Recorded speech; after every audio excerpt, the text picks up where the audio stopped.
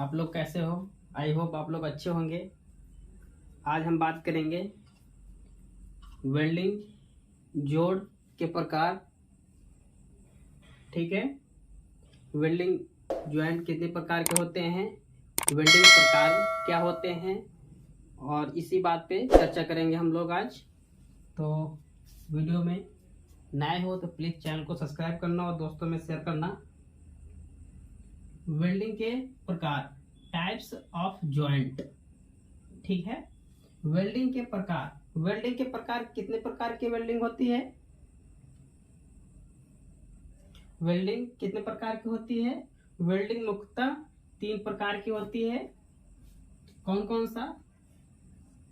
अस्थायी जॉइंट, अस्थायी जोड़, अर्धास्थायी जोड़। कौन कौन सा? अस्थायी, अस्थायी, अर्धास्थायी जोड़। मुख्यतः ये 3 प्रकार का होता है। कोई क्वेश्चन में पूछ ले जोड़ कितने प्रकार का होता है, तो जोड़ 3 प्रकार का होता है। वेल्डिंग ज्वाइंट कितने प्रकार के होते हैं, वो 5 प्रकार के होते हैं। तो इसमें कंफ्यूज मत होना आप लोग।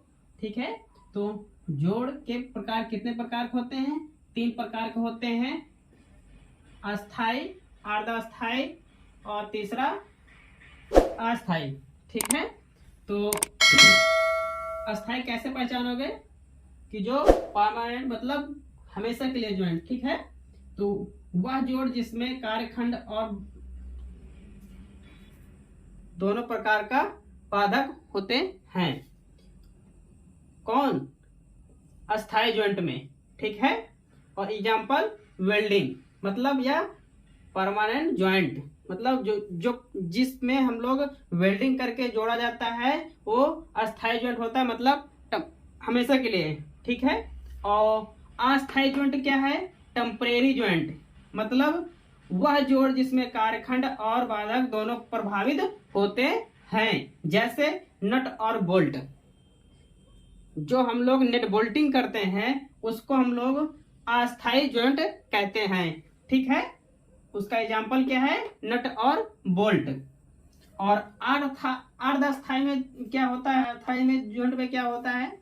Semi permanent joint. Semi permanent joint वह जोड़ जिसमें कार्यखंड प्रभावित ना हो, जैसे रिविट। एग्जाम्पल जैसे बाल्टी में क्या होता है, नीचे में एक लोहा का टुकड़ा लगाया जाता है और इसमें रिविट लगा के ऊपर से ठोका जाता है, तो वो रिविटिंग वेल्डिंग हो गई। जैसे बाल्टी में और जो पुराने ओवरब्रिज हैं उनमें रिविटिंग।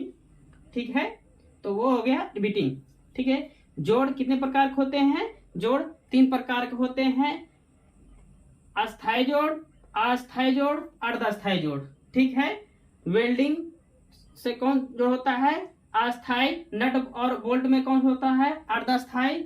और अस्थायी और अर्धास्थायी किसमें होता है? Rivet joint. ठीक है, और इसमें एग्जाम्पल में है वेल्डिंग एक प्रकार का वह चीज है जो जोड़ने के कार्य आती है। इस प्रक्रिया से संबंधित 2 टुकड़ों को गर्म करके या पिघलाकर जोड़ा जाता है। क्या? वेल्डिंग एक प्रक्रिया है जो चीजों को जोड़ने में काम आती है। इस प्रक्रिया से संबंधित टुकड़ों को गर्म करके या पिघला करके जोड़ा जाता है। ठीक है, ये हो गया। अगला पॉइंट है वेल्डिंग एक प्रकार का अस्थायी जोड़ है। वेल्डिंग एक प्रकार का अस्थायी जॉइंट है, मतलब हमेशा के लिए है। ठीक है, अगला पॉइंट हमारा वेल्डिंग करने के पूर्व कार्यखंड को साफ करने के लिए एसीटोन तथा कार्बन टेट्राक्लोराइड घोल का उपयोग किया जाता है। वेल्डिंग करने के पूर्व कौन सा केमिकल यूज करते हैं? एसीटोन तथा कार्बन टेट्राक्लोराइड का उपयोग किया जाता है। ठीक है, अगर पूछ ले जोड़ के प्रकार कितने होते हैं? जोड़ के प्रकार 3 प्रकार के होते हैं, अस्थायी जोड़, अस्थायी जोड़, अर्धास्थायी जोड़। ठीक है, वेल्डिंग जोड़ कितने प्रकार के होते हैं? वो मुख्यतः 5 प्रकार के होते हैं। वो वेल्डिंग ज्वाइंट के प्रकार, जोड़ के प्रकार 3 हो गए थे, और वेल्डिंग जोड़ के प्रकार ये मुख्यतः 5 प्रकार के होते हैं। कौन कौन सा? बट ज्वाइंट, जो कि हम देखने से पहचान जाएंगे। एक वर्क पीस ये हो जाएगा, दूसरा वर्क पीस ये हो जाएगा। ठीक है, दोनों वर्क पीस को आपस में भिड़ाएंगे और जो बीच में यह वेल्डिंग होगा,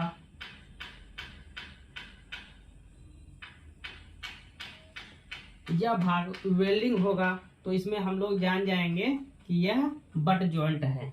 कौन सा? बट जोड़। और दूसरा है लैप जोड़। लैप जोड़ क्या होता है कि एक वर्कपीस और दूसरे वर्कपीस के अर्धक में रख के वेल्डिंग किया जाता है। जैसे ये प्रकार का, इस प्रकार का है, ये है वेल्डिंग और ये है वेल्ड।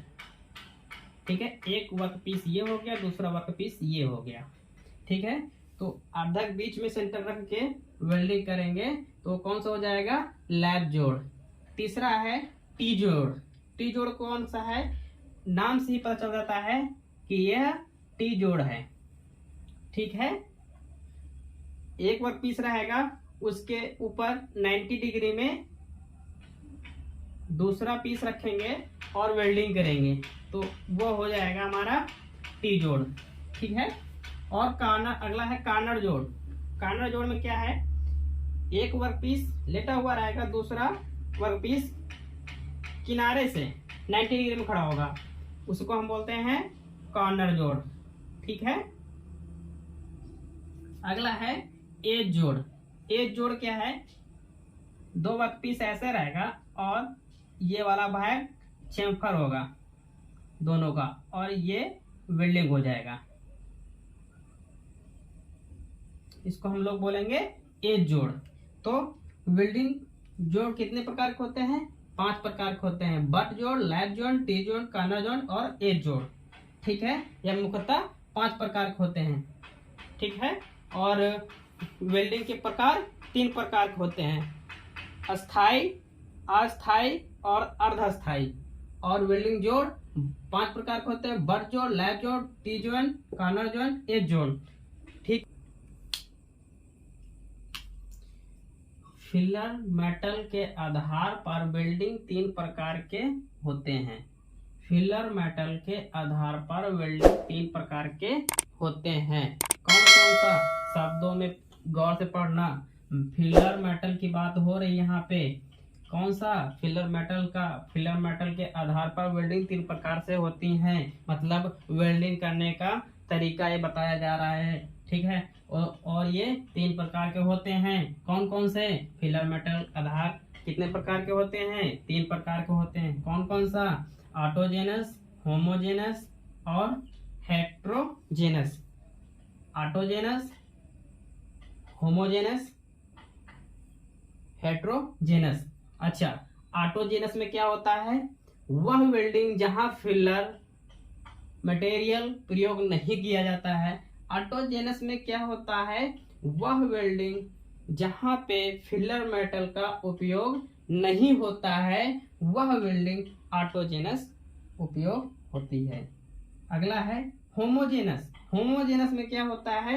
वह वेल्डिंग जहां कारखंड तथा फिलर दोनों समान पदार्थ में होते हैं, मतलब फिलर मेटल और पदार्थ दोनों समान में होते हैं। वो कौन सा होता है प्रोसेस? वो होता है होमोजेनस। होमोजेनस वह वेल्डिंग जहां कारखंड तथा फिलर दोनों में पदार्थ समान होते हैं। समझ में आ गया? लास्ट है हेट्रोजेनस। हेट्रोजेनस में क्या होता है?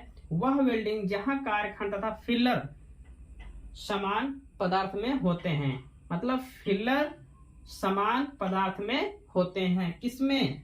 हेट्रोजेनस में। आई होप आप लोगों को वीडियो अच्छा लगा हो तो प्लीज चैनल को सब्सक्राइब कर देना, दोस्तों में शेयर कर देना। पहली बार आए हो तो बेल आइकन दबा देना प्लीज।